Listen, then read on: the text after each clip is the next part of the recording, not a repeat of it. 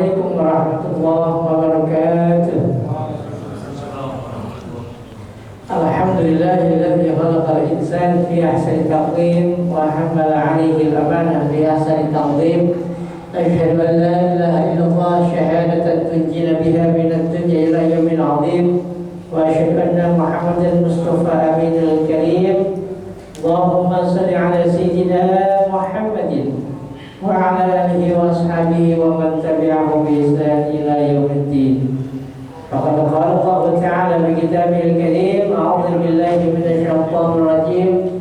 Ya ayyuhalladzina amanu taqullaha wa qulu qawlan sadida yuslih lakum a'malakum wa yaghfir lakum dhunubakum wa may yuti'illaha wa rasulahu faqad faza fawzan 'azima.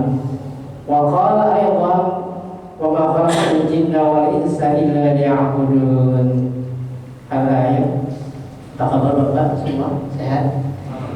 Semoga Allah senantiasa berikan kesehatan kepada Bapak, sehat badannya, sehat imannya, sehat akidahnya, sehat isi kantongnya. Nah itu penting Pak ya. Dan semoga kehadiran kita melaksanakan rutinitas keseharian kita yang kita awali dengan sholat zuhur berjamaah. Kita berharap sholat zuhur kita adalah sholat yang terbaik yang diterima oleh Allah Subhanahu wa Ta'ala. Yang kita lanjut dengan kajian setiap Senin siang, yang pada kesempatan kali ini kita akan mengetengahkan tentang ciri-ciri orang yang diganggu jin. Semoga kajian kita memberikan keberkahan, kebermanfaatan, dan semoga mendatangkan ridho dari Allah Subhanahu wa Ta'ala.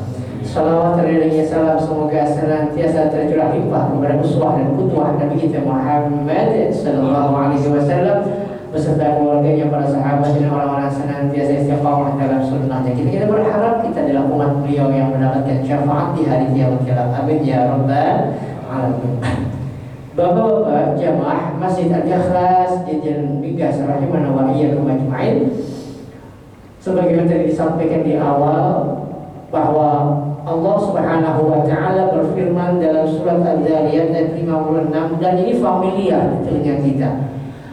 Allah berfirman, a'udzu billahi minasyaitonir rajim, wa ma khalaqtul jinna wal insa illa liya'budun. Dan tidaklah menciptakan jin dan manusia melainkan untuk menyembah kepadaku, kata Allah. Berarti dari kalimat itu kita bisa memberikan pemahaman yang diperintah untuk beribadah kepada Allah bukan hanya manusia tapi jin. Ternyata jin juga makhluk Allah yang Allah berikan taklif. Apa itu taklif? Kewajiban untuk melaksanakan syariat. Berarti ada pahala dan ada dosa. Begitu pula manusia yang taat, jin juga ada yang taat. Ya, ini digambarkan dalam surat Al-Jin ayat 14. Allah berfirman, wa inna minnal muslimun wa imma minnal muslimuna wa minnal qasitun. Kata mereka jin, Allah gambarkan di dalam Al-Quran, sesungguhnya kami itu ada yang Islam, ada yang beragama Islam, dan ada orang yang qasit. Qasit itu orang yang jahat. Bahkan dalam Islamnya sendiri, jin yang Islam itu pun dalam ayat 11 pun digambarkan, wa inna minnas salihun wa minna duna dzalik. Kami, kata jin, itu ada yang soleh dan ada yang toleh. Apa toleh? Maksiat, ahli maksiat, durhaka. Ya, sama kayak manusia. Manusia ada yang rajin ibadah, sholat 5 waktu kagak pernah ketinggalan. Juga ada yang sholatnya cuma sepekan sekali. Apa itu? Jumatan. Itu masih mending daripada setahun 2 kali. Idul Fitri apa? Idul Adha. Karena gak enak sama tetangga. Tetangga pada berangkat ke masjid ya kagak, gak enak. Karena bagian ketupat. Nah, sama dengan manusia, jin pun ada yang saleh dan ada yang maksiat. Dan bisa jadi ada salah satu di antara mereka yang turut hadir di majelis ini. Saya nggak tahu di sebelahnya Pak Haji Ustaz Budi. Siapa tahu ada juga yang deketin Pak Ustaz Budi ini. Ya, bagaimana kajian juga. Iya. Kenapa? Ya karena mereka juga sama bergaul, hadir di tengah-tengah kita, tinggal juga bersama kita. Cuman karena bagian daripada makhluk gaib dalam pandangan manusia, ya, kita nggak bisa melihat. Dalam surah Al-A'raf Allah firmankan, ya, bahwa mereka innahu yarawnakum min haitsu la yuqabiluhum min haitsu la tarawnahu. Jin bisa melihat kalian wahai manusia beserta kabilah-kabilahnya, kaumnya, di tempat yang kita nggak bisa melihatnya. Nah, jin bisa melihat kita, kita agak bisa melihat dia, karena dia termasuk barang gaib, makhluk gaib. Tapi walaupun jin makhluk gaib, jin nggak tahu bagaimana kondisi rohnya. Jin juga nanti mati, karena kullu nafsin dha'iqatul maut. Nanti juga akan merasakan alam barzakh, alam kubur, alam padang mahsyar, alam kiamat. Bahkan nanti ada yang masuk surga dan ada masuk neraka. Mungkin sering didengarkan di sini, walaqad darabna li jahannam katsirun minal jinni wal insi. Dan kami penuhi neraka jahanam banyak dari jin dan manusia. Ya, lahum qulubun la yafqahuna biha, seterusnya ayat.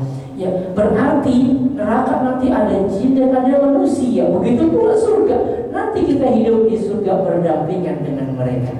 Ya. Nah, karena kehidupan di jin adalah kehidupan yang gaib dalam pandangan manusia. Terkadang jin pun ada yang kayak orang kayak kita, Pak. Ada yang rese gitu ya. Ada yang rese. Sebabnya mungkin karena memang aslinya rese, ya, asrehe. Yang kedua mungkin karena kepancing dengan tingkah manusia sehingga dia emosi. Sehingga karena emosi akhirnya apa? Dia merasuki manusia.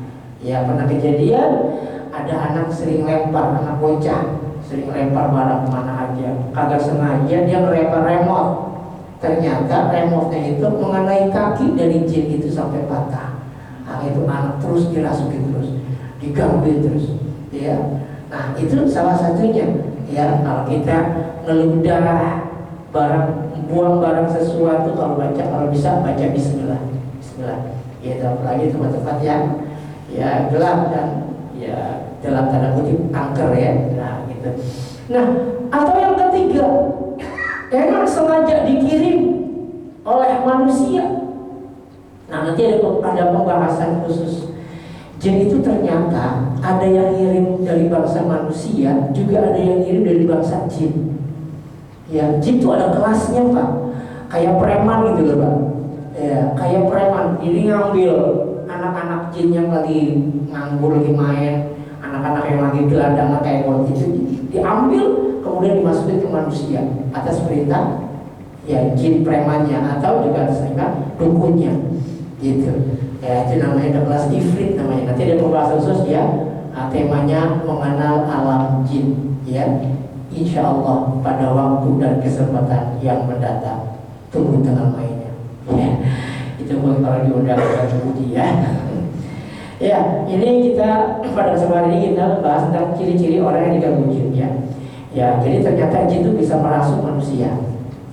Di dalam manusia itu ada berbagai macam jenis ya. Ada yang memang jin yang nggak bisa keluar dari tubuh manusia, namanya korin. Setiap kita punya korin, Pak. Dan korin nggak bisa diruqyah. Maaf, korin nggak bisa dikeluarkan dari tubuh kita. Dari manusia itu hadir ke dunia, itu korin nempel terus sama kita. Kapan keluarnya? Kalau manusianya sudah meninggal dunia. Ya, baru itu namanya dibilang kata orang-orang roh gentayangan. Padahal bukan, dia itu korin. Ya, dari bangsa jin. Korin gak bisa diruqyah. Korin hanya bisa dilemahkan. Dengan apa? Dengan banyak zikir, istighfar, lemah tuh. dengan tilawah Quran, dengan sering dengerin kajian ke rumahnya. Ya, berasanya kapan? Kalau bapak nanti sholat asar, sholat zuhur, apalagi sholat subuh, dengar azan jam 4. Sekarang jam berapa Ustaz Budi? Subuh 4:05. Coba itu kan, lagi asik-asiknya itu. Apalagi yang masih pengantin baru, lagi nambah-nambahnya itu. Panggilan ilahi, harus ke masjid. Itu coba mereka. Loh, apa sih capek-capek keluar dingin-dingin ke masjid, enakan di rumah. Itu tuh godaan tuh. Ngapain sih dengar pengajian, enakan turun lagi bawa ke kantin. Itu godaan kayak itu. Seakan-akan itu bisikan hati kita, paling itu adalah orang. Yang kedua, memang jinnya sengaja ya masuk dan merasuk ke dalam tubuh kita, yang ada kalanya bisa merasuk psikologinya, ada yang merasuk alam sadarnya sehingga dia nggak sadar. Ya, jadi ada yang sadar, ada nggak sadar, gitu. Ya, karena pernah ada teman ya di Depok itu meruqyah salah seorang saudaranya. Kelar di ruqyah dia ngomong, ente ruqyah bau banget mulutnya, sebagai percaya apa? Lo kaget, kok tahu gitu? Berarti dia sadar. Ya, ada yang masuk belum sampai alam sadarnya, ada yang masih setengah sadar. Nah, ini kita akan sedikit mengupas tentang ciri-ciri orang yang diganggu jin. Kenapa ini penting dibahas? Karena kita nggak tahu, Pak. Ya, bisa jadi kenapa kita kok jadi malas ibadah? Kenapa kok ada sesuatu yang something wrong gitu loh dalam kehidupan kita, dalam anak-anak kita, istri kita, kok ada yang beda? Ya, yang mungkin kalau diteliti dalam dunia medis ini nggak ketemu. Nah, maka penting kita akan sedikit mengatakan ciri-ciri orang yang diganggu jin dan bagaimana nanti cara mengatasinya. Ya, Bismillah. Penyebab orang yang terkena gangguan jin, ya gaib ya, atau non medis. Ini ada beberapa macam ya. Yang pertama ya jin itu sendiri.